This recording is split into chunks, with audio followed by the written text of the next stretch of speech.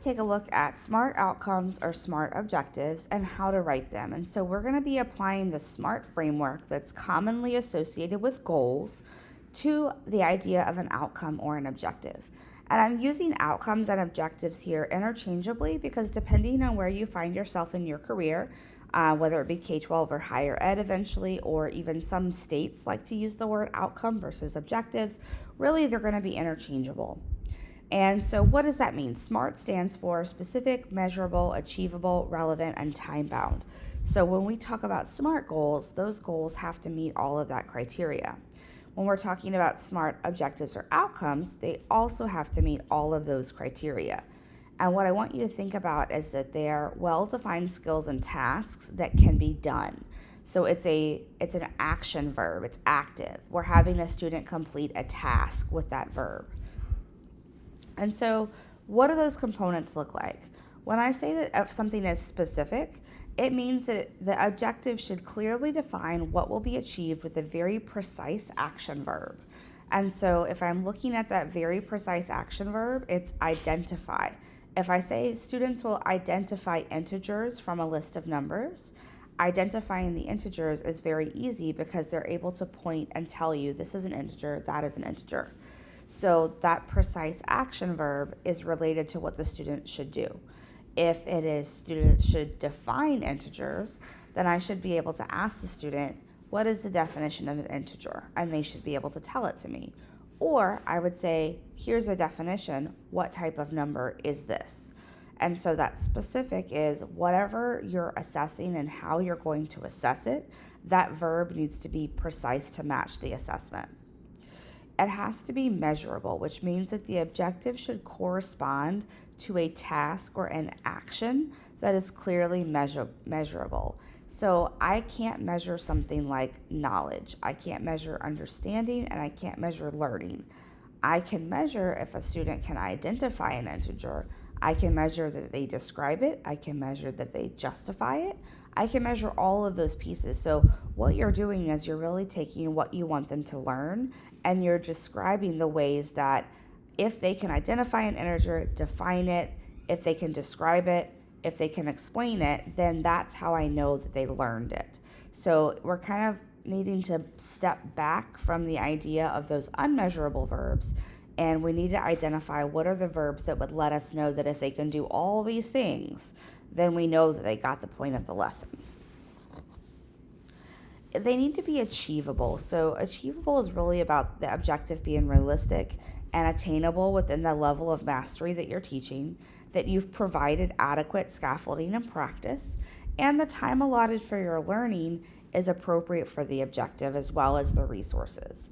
So for instance, if I'm teaching an introduction to integers lesson, it's not going to be achievable for me to ask that learner to look at real numbers and other types of numbers and justify or distinguish between them or do a higher level Bloom's verb.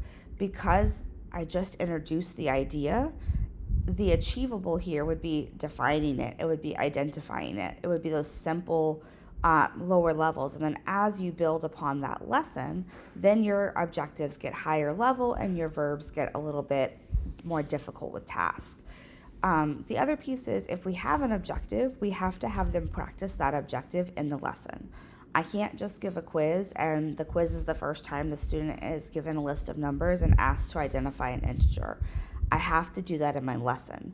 So really that's why objectives drive the content of your lessons, is because you've got to make sure that if you're assessing that they can identify an integer at the end of the lesson, you had to have practice problems where they identified an integer.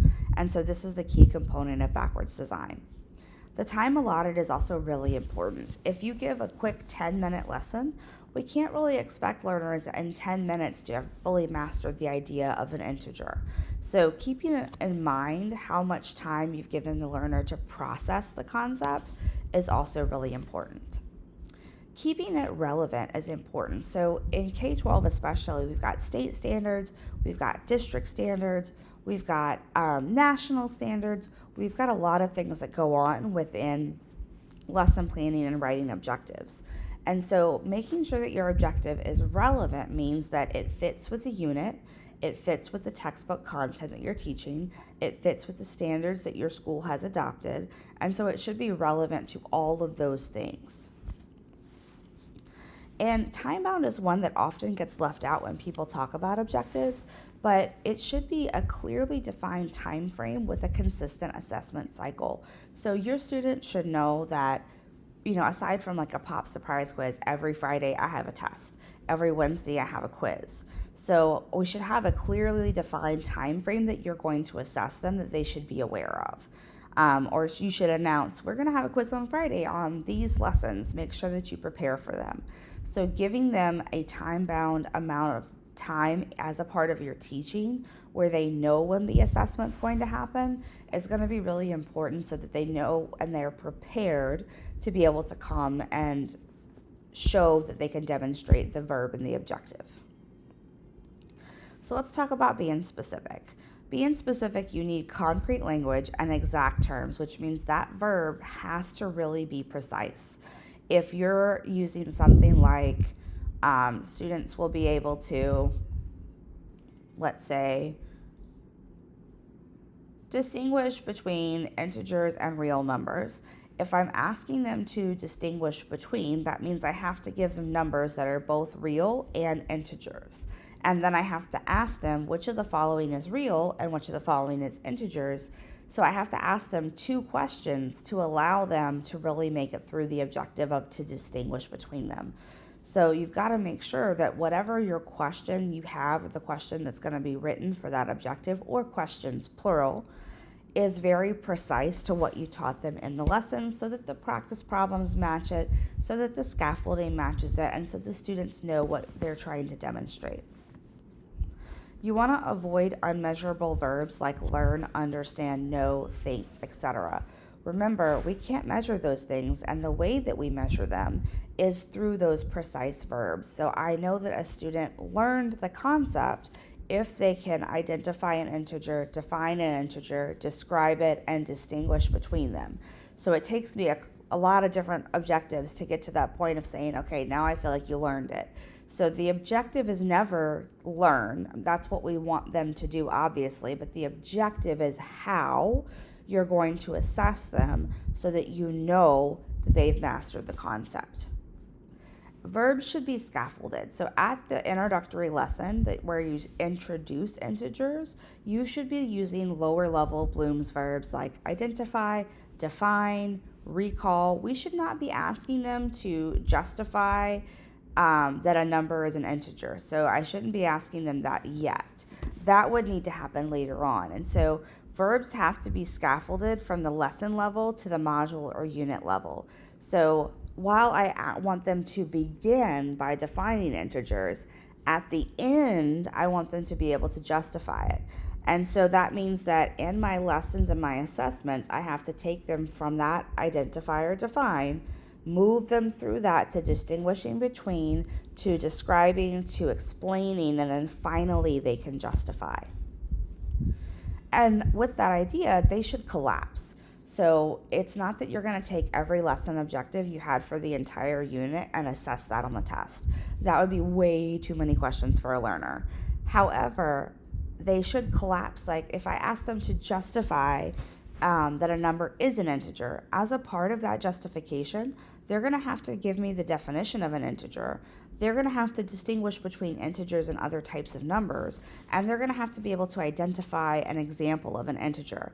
So I just have one question now that asks them to justify it, but that justify also takes care of 3 of my lesson objectives. So the lesson objectives don't go away. They're just being assessed at that higher level objective in that unit test so that you don't have 100 questions on a unit test.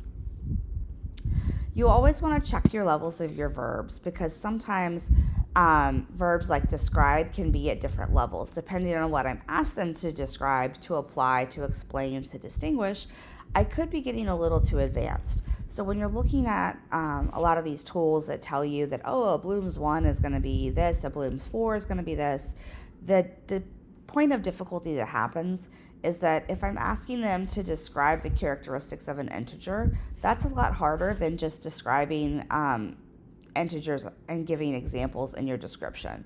So you've really got to check yourself with some of those tricky verbs like the ones that I just listed. So for achievable, we have to know the resources we've given the student. So we've got to take a beat and look at what are the lessons we taught, what are the objectives in the lesson, how did we assess them, what types of practice questions did we give them, and are all those things aligned to our verb. We have to make sure that it's scaffolded. Again, we have to go back to our lessons. We have to look at what are the examples that we gave. Did the examples that we give go towards this objective that we're trying to measure in this test question? So writing those outcomes isn't just about writing the outcomes at the end of the day. It's also about, does it match up with your unit? So that's the key piece of information, is you don't want to write lesson plans in isolation. We want to write them in the context of a unit always. They should be consistent. So if something is consistent, then the students are not getting surprised. So the assessment type should be consistent throughout. I don't want to introduce a new term to a question for a student. So if I ask them to identify an integer, I don't want to suddenly change that wording and change the word integer to a different type of number. Like integers can also be real numbers. I don't want to start asking them about real numbers until my real number lesson. So you don't want to change out those terms.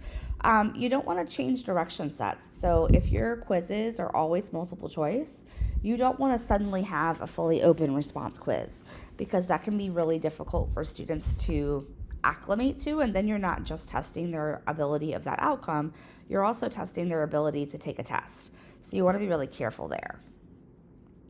You want to build some flexibility in, because maybe you think that you really want students to identify integers. You get into the lesson and it's a snap. They all get it really fast. So at that point, you may want to be a little flexible and say, okay, well, we've identified them. Let's take it a step further now and let's describe them. And you say, -1 is an integer. Describe what makes it an integer. So that kind of goes into that differentiated instruction and being agile as a teacher and willing to move and change. So sometimes it's good to have a higher level one in your back pocket and say, okay, if I have time and my learners really understand this, I'm going to go ahead and level this up a little bit. You want to collaborate with subject matter experts, which means your other teachers, your fellow teachers. Work hand in hand with them. Talk to them about, okay, they learned integers last year. How did they do? How did you ask them questions about integers? This really goes into the big push that we have for alignment. And if you are aligning, and the reason I'm saying subject matter experts is, a lot of states now are separating, even at third grade, students are changing classrooms, and you've got your math teacher, your science teacher, your English teacher, and they teach that subject to third, fourth, and fifth grade. You want to go to the math teacher if it's a math question. You want to go to the English teacher if it's an English question. A lot of times there are teachers within your school system that will kind of specialize in a certain area, and so that's the person you want to talk to when you're looking to kind of bounce ideas off of them. And then we have time-bound.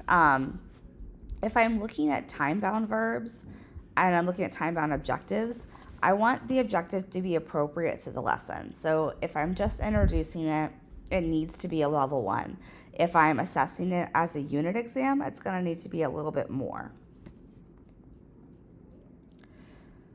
The duration, so we want to make sure that we're not allowing learners to go too far without an assessment. So if I wait 2 weeks to assess an objective, they may not recall it in 2 weeks. So I want to make sure that I've got clear checkpoints that lead up to a test or a quiz where a student can say, oh, oof, I really didn't understand that. Let me go back and relearn and fix it, or let me ask my teacher for help. Alignment, students should see alignment and scaffolding. So they should be able to look at the question on the assessment, the quiz, the test, or whatever, and they should be able to remember, oh yeah, in my notes, we did that in the lesson. So we want it to nicely align there. We also want to be aware of cognitive load. So we want to really allow time for learners to process that content. So sometimes it can be good to give a quick self-check at the end of a lesson, but to give like a 50-point quiz is not going to be great because students haven't had the time to process and practice. So we want to be really aware of the cognitive load on the student that lets them practice it at their own pace and really just check in on it. And we also want to reinforce. So we want to be able to give them practice problems in the lesson. We want to be able to give them a review day before you give a cumulative quiz or test. We want to make sure that they're getting feedback as they practice this so that they know if they grasped it or they didn't grasp it. Here are some verbs that you can utilize at each level and the descriptions of the level. And so what I did was I have this website here, Northeastern University. And if you click this, it's got the verbs along with each level. So if you're not really familiar with Bloom's, this is a great website to explore. So level 1, we're just asking them to remember things. Level 2, we're trying to see if they understand it. Level 3, we're asking them to apply, then analyze, evaluate, and create. When you're writing your lesson plans, it's probably going to be easier to look at these verbs. And if you're saying, did I actually get them to Bloom's 5? Well, if you did, they should be able to convince you that a number is an integer. They should be able to debate what type of number it is with a classmate. You could do a debate with the classmates and they could debate it. They need to be able to distinguish. I should give them a list of numbers and they should be able to distinguish the integers from the natural numbers. And then once you get into level 6, we start saying, okay, you should be able to construct a list of integers. So they come up and they write their own list that's all integers. They should be able to express what makes a number an integer but not a natural number. So this is a really good tool as you're trying to think around like what are the specific and the measurable verbs, as well as in my lesson, I'm pretty much sticking around Bloom's 1 and 2, but at the end of the day, I want them to get here and here to really show mastery. And so I have a couple of examples, and one is distinguish between fruits and vegetables. This could be a sorting question where you could have them sort fruits and vegetables with a hands-on activity, or it could be a multiple choice question where the answer is either a fruit or a vegetable, depending on the question. Evaluate. Evaluate is a word that's missed often, but evaluating software options to determine the most effective solution for a specific business problem. This would be a higher ed type question, but at the K-12 level, we could just ask them to evaluate if they should be using a calculator. Should they use Desmos? Should they not use Desmos? So evaluations are really, really valuable as well. Develop a plan to create a graphic novel. If we're teaching an English class and we want a graphic novel, then we want them to design a plan before they actually do it, because we need to be able to check it and give them feedback. Apply design principles to digital works of art. Maybe you're an art teacher and you're wanting students to demonstrate a certain skill that's a design principle for art, and you're looking for that. So that objective is really going to tell us whether or not the creation of the art piece that they created shows the application of that principle, especially if we're looking for auto grading, so something like a multiple choice question. So we could have them either design the digital work of art and the teacher grade it, or if we're looking at an exam at the end of the quarter, we could be giving them several images and saying, okay, which of these images demonstrates perspective? Another one could be calculate descriptive statistics. So maybe we're in 4th grade and we want them to be able to find the median or the mode. So calculate is a great verb because it's very specific, and we could be asking them to do multiple choice there, or we could even ask them free response or fill in the blank with the actual calculated answer.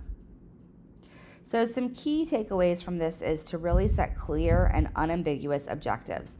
They need to be specific, measurable, achievable, relevant, and time-bound. They should be aligned to the broader goals of the unit, and students should be able to prioritize the skills so they know what exactly they're focusing on to prepare for quizzes, tests, projects, etc. So by using this SMART framework, you're making sure that you're aligned to the strategies and priorities, you're keeping students focused and on task, and you're giving them accountability and results.